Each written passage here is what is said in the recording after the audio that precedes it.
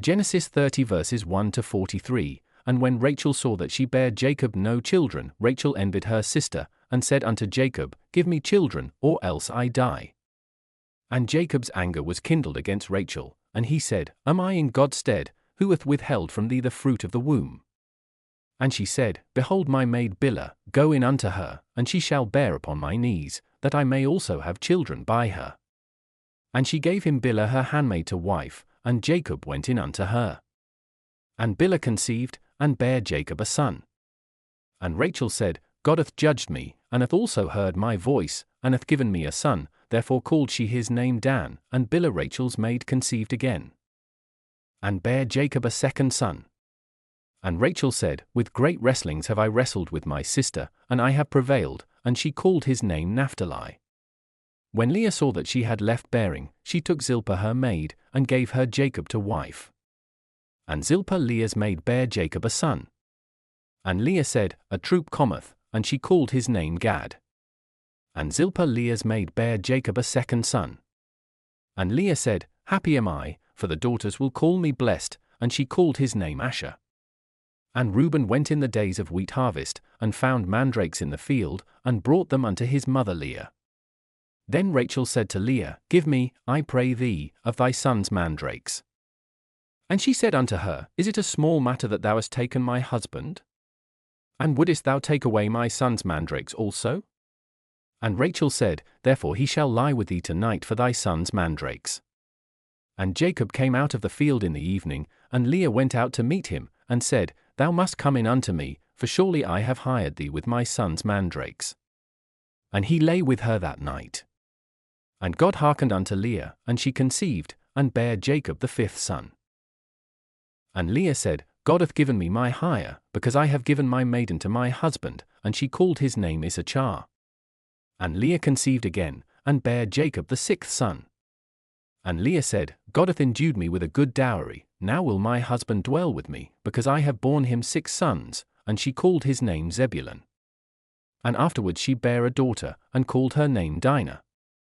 And God remembered Rachel, and God hearkened to her, and opened her womb. And she conceived, and bare a son, and said, God hath taken away my reproach, and she called his name Joseph, and said, The Lord shall add to me another son. And it came to pass, when Rachel had borne Joseph, that Jacob said unto Laban, Send me away, that I may go unto mine own place, unto my country. Give me my wives and my children, for whom I have served thee, and let me go, for thou knowest my service which I have done thee. And Laban said unto him, I pray thee, if I have found favor in thine eyes, tarry, for I have learned by experience that the Lord hath blessed me for thy sake. And he said, Appoint me thy wages, and I will give it. And he said unto him, Thou knowest how I have served thee, and how thy cattle was with me. For it was little which thou hadst before I came, and it is now increased unto a multitude, and the Lord hath blessed thee since my coming, and now when shall I provide for mine own house also? And he said, What shall I give thee? And Jacob said, Thou shalt not give me anything, if thou wilt do this thing for me, I will again feed and keep thy flock, I will pass through all thy flock today, removing from thence all the speckled and spotted cattle, and all the brown cattle among the sheep, and the spotted and speckled among the goats, and of such shall be my hire. So shall my righteousness answer for me in time to come, when it shall come for my hire before thy face, every one that is not speckled and spotted among the goats, and brown among the sheep, that shall be counted stolen with me. And Laban said, Behold, I would it might be according to thy word. And he removed that day the he-goats that were ring-straked and spotted, and all the she-goats that were speckled and spotted, and every one that had some white in it, and all the brown among the sheep, and gave them into the hand of his sons. And he set 3 days' journey betwixt himself and Jacob fed the rest of Laban's flocks.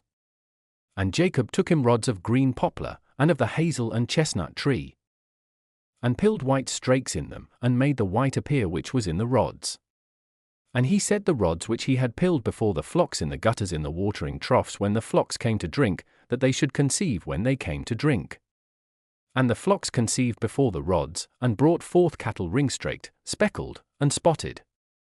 And Jacob did separate the lambs, and set the faces of the flocks toward the ring-straked, and all the brown in the flock of Laban, and he put his own flocks by themselves, and put them not unto Laban's cattle.